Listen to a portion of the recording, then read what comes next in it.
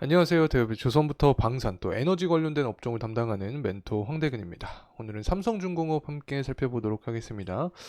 최근 들어서 외국인이 삼성중공업을 굉장히 많이 매집을 해주고 있습니다. 연기금과 사모펀드가 매도세를 좀 보여주면서 이 개인의 매도세를 유발하지 않을까 이런 예상을 했는데 아니나 다를까 개인의 매도 물량을 보여주는 상황이고 이런 물량 자체를 외국인이 다 매집을 해주고 있는 상황이다 이렇게 볼 수 있습니다. 특히 지금 구간 자체가 굉장히 좀 변동성을 보여주면서 어떻게 보면 지지부진한 구간이다라고도 느낄 수 있을 것 같습니다. 그래서 제가 항상 말씀드렸던 부분이 이 강한 상승의 전에 바로 전조 현상을 보여주고 있는 이 단계이지 않을까. 자, 이런 이야기를 드리고 있는데 아마도 시간이 지나면서 이제 연기금과 사모펀드의 매집세도 달라붙게 되면 더 강한 상승 탄력을 받지 않을까 생각을 해주고 있습니다. 지금 보이는 것처럼 최근에 연기금도 매도 물량을 계속해서 쌓아주고 있는 모습이고 그에 따라서 이 개인 투자자로 하여금 공포감을 조성을 해줄 수 있다라고 말씀을 드렸었죠. 그래서 개인의 매도세까지 유발이 되면서 이때 시점에 외국인은 계속해서 물량을 매집을 해주고 있는 상황이기 때문에 앞으로 만약에 연기금과 사모펀드의 강한 매집세가 돌아오게 되면 이 부분에 있어서 강한 주가 상승 모멘텀을 받을 수 있지 않을까 자 이렇게 말씀을 드립니다. 자, 그렇다면 도대체 수급적인 부분에서 또 연기금과 사모펀드는 언제 강한 매집세를 보여줄 수 있을지 금일 영상을 통해서 말씀드릴 예정에 있으니까 구독과 좋아요 부탁드리고 금일 영상도 끝까지 시청해 주시면 감사하겠습니다. 자, 오늘 삼성중공 관련된 내용은 뭐 다양한 이야기가 있겠지만 일단은 이 FLNG 관련된 이야기도 좀 진행을 하려고 합니다. 특히 코랄술 대부분 다 아실 거라고 생각합니다. 드디어 성능 테스트를 통과했다라는 이슈가 나와주고 있기 때문에 앞으로 이런 관련된 FLNG 긍정적인 이슈가 계속해서 나와주게 되면 분명히 삼성중공업 주가 상승 모멘텀으로 이어질 수밖에 없게 되겠죠.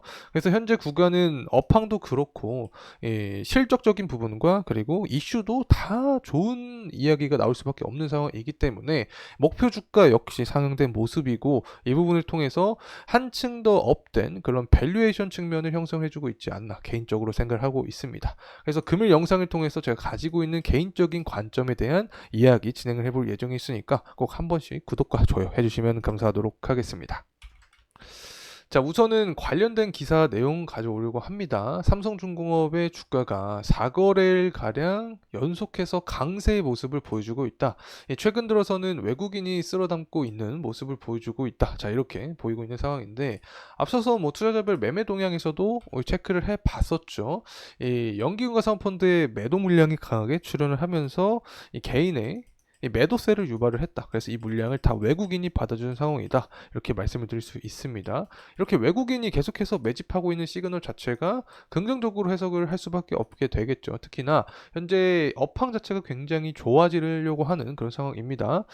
이 미국이 중국의 조선업에 무역 제재를 추진을 해주면서 한국과 일본, 조선업이 모두 이득을 받을 그런 현재 구조의 상황에 놓여 있다. 이렇게 보이는 상황인데 제가 한국이 일본보다 조선업 관점에서는 이미 뛰어넘은 지가 좀 오래됐다라고 개인적으로 말씀을 드렸는데 제가 봤을 때 이런 반사익 전체는 한국이 다 독점으로 가져가지 않을까 생각을 하고 있습니다.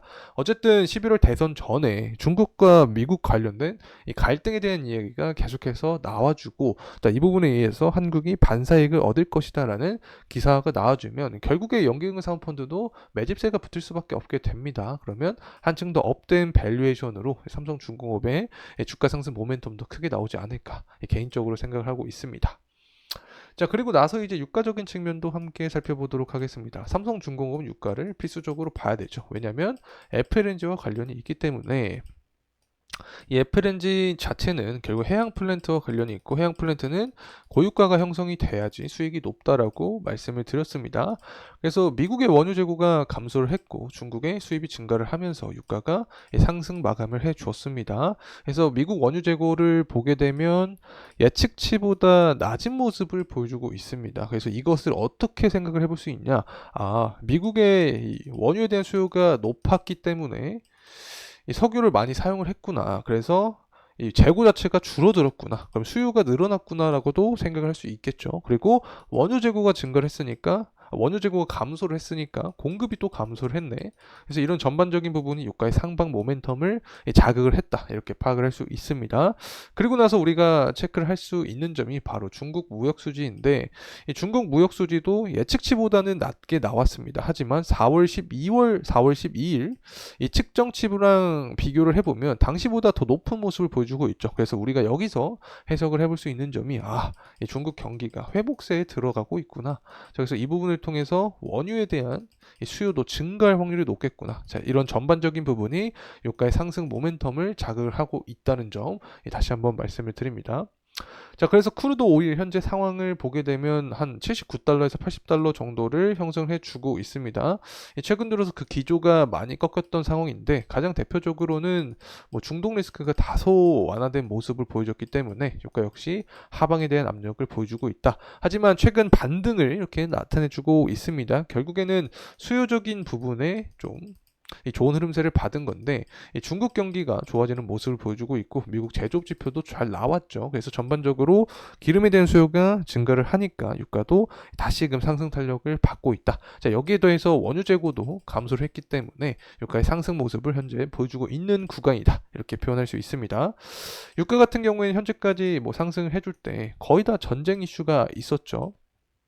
뭐 코로나 시기에는 유동성이 원유 시장에 공급이 되면서 상승을 했지만 그 이후에는 우크라이나나 러시아 전쟁 그리고 이스라엘과 이란 전쟁까지 전쟁 이슈가 발발하면서 유가가 상승하는 모습을 보여줬기 때문에 앞으로도 아직 끝나지 않은 이스라엘과 이란 전쟁이 11월 대선을 앞두고 다시금 상승에 대한 흐름을 보여주게 되면 이 부분에 있어서 삼성중공업도 강한 상승 모멘텀을 받을 수 있지 않을까 생각을 합니다.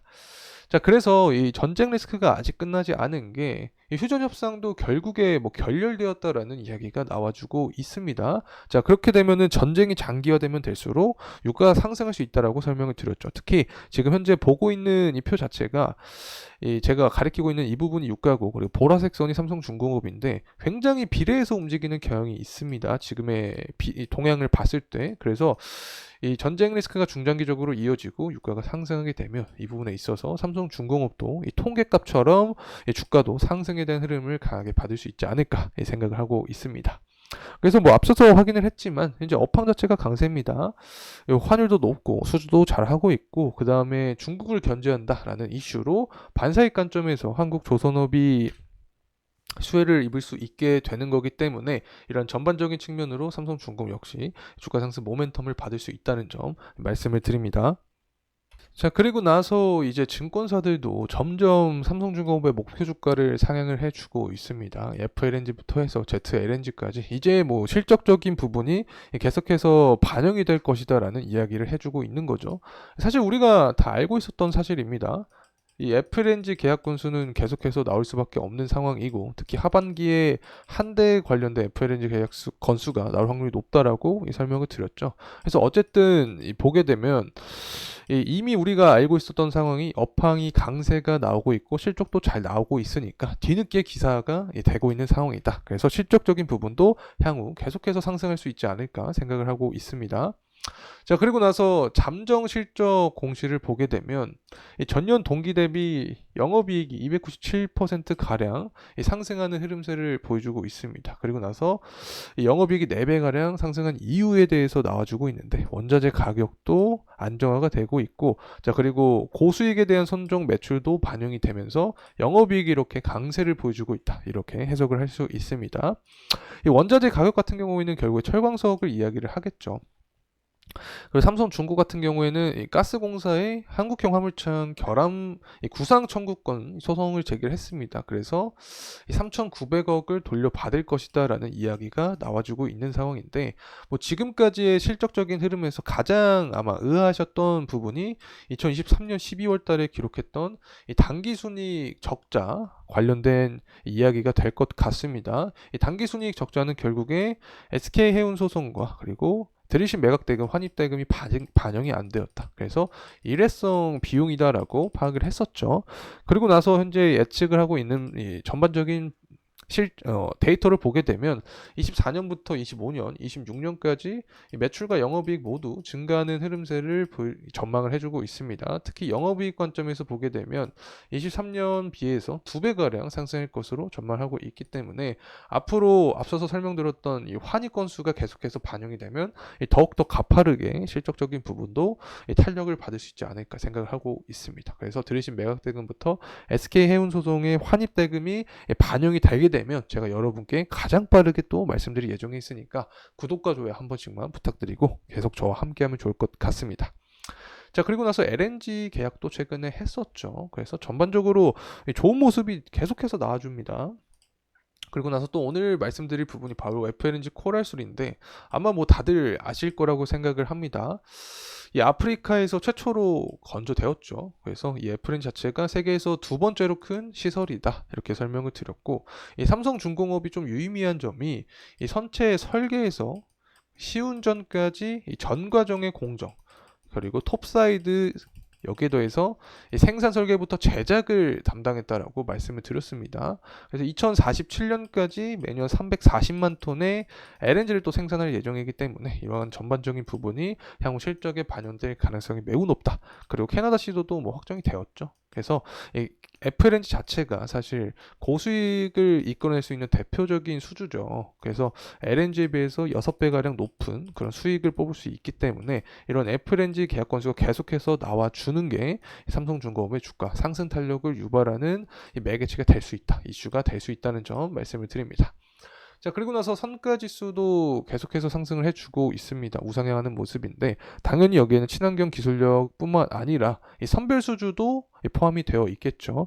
이 고가의 선박만 수주를 해주면서 이 삼성중공 같은 경우에 성과지수를 계속해서 높일 수 있는 상황이고 특히 중고 성과지수도 올라주고 있습니다. 왜냐하면 2023년부터 24년 뭐 조선업이 호황이죠. 그렇기 때문에 신규 선박에 대한 도크가 꽉 차 있는 상태다.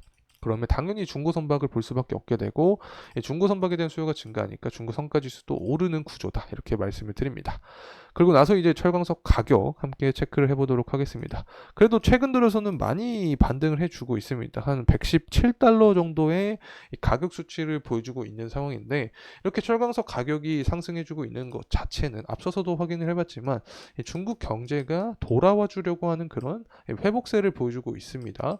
철광석에 대한 수요도 증가하고 있고 최근 들어서 발틱 운임 지수도 높아지고 있죠. 그렇기 때문에 해운주도 주가가 상승을 해주고 있는데 전반적으로 중국 경제가 살아나는 모습을 보여주고 있기 때문에 철광석 가격도 상승해주고 있다. 그래서 여기서 우리가 아마 리스크적인 부분으로 생각을 할 수 있을 것 같습니다. 애초에 철광석이 원자재죠.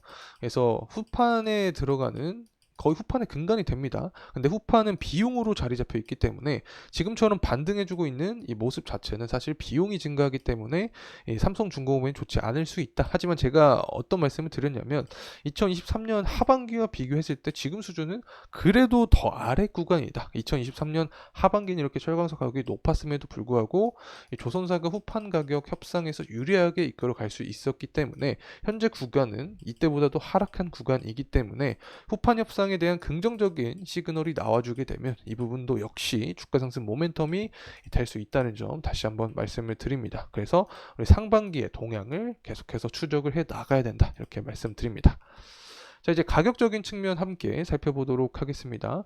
이 삼성중공업 같은 경우에는 결국에 정고점이 구간이 존재했습니다. 이 구간을 돌파하는지가 굉장히 중요한 여부였는데 이 구간을 돌파해주고 재차 지지를 해주면서 다시 한번 밸류에이션 측면을 한 단계 더 업시킨 그런 계기가 되고 있지 않나 개인적으로 생각을 해주고 있습니다. 수급적인 측면을 보더라도 이 개인의 매도세가 계속해서 유발이 되고 있죠. 자, 그리고 이러한 상황에서 이 물량 자체를 다 외국인이 받아주고 있습니다. 그만큼 외국인 입장에서도 해석을 했을 때 아직까지 삼성중공업의 이 상승 모멘텀이 한 번 더 남아있다 이렇게 보고 있는 거죠.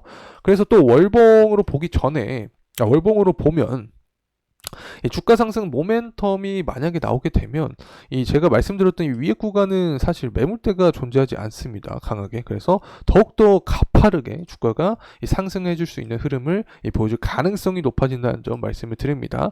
자, 그렇다면 이렇게 주가가 상승할 수 있는 원동력은 무엇인가? 이 부분을 체크를 해보면 일단은 11월 대선 전에 7월 8월 전당대회가 있습니다. 이 전당대회에 우리가 생각할 수 있는 이벤트가 있겠죠. 지지율을 높이기 위해서 전쟁 리스크를 다시 한번 부각시킨다. 그러면 이 부분을 유가를 상승시키게 되고, 유가가 상승하면 앞서서 확인을 해봤죠. FLNG 강점이 있는 삼성중공업은 이 주가가 상승 탄력을 받을 수 있게 된다. 이렇게 해석을 할 수 있습니다.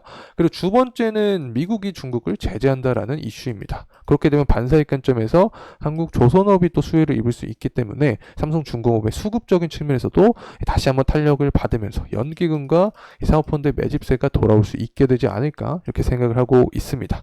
그리고 나선 또 후판 협상이 있겠죠. 후판 협상을 볼 때 철광석 가격을 살펴봐야 되는데, 이 철광석 가격이 최근에 반등을 해주긴 했지만 23년 하반기와 비교를 했을 때 굉장히 낮은 수준이다. 그래서 국내 조선사가 조금 더 유리하게 후판 가격 협상을 이끌어간다라는 그런 이야기가 나와주게 되면 이 부분도 역시 삼성중공업의 강한 주가 상승 모멘텀을 이야기를 하면서 앞으로 역시 계속해서 강한 수급세와 함께 주가 상승을 이어갈 수 있는 흐름을 만들어주지 않을까 개인적으로 생각을 하고 있습니다.